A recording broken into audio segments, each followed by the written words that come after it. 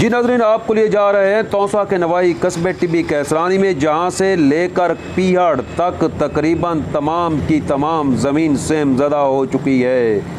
Same नाला बंद होने की वजह से हज़ारों एकड़ पर मुहित ज़राई ज़मीनें तबाह हो रही हैं। एक तरफ इन ज़मीनों को सेम लग चुका है तो दूसरी जानिब मकानात और दीगर इमारतें भी सेम ज़दा होकर मुनहदम होने के करीब हैं। आपको बताते चलें कि सेम का ये नाला खुदरो घास, मट्टी और दीगर गंदगी की वजह से तकरीबन बंद हो चुका है।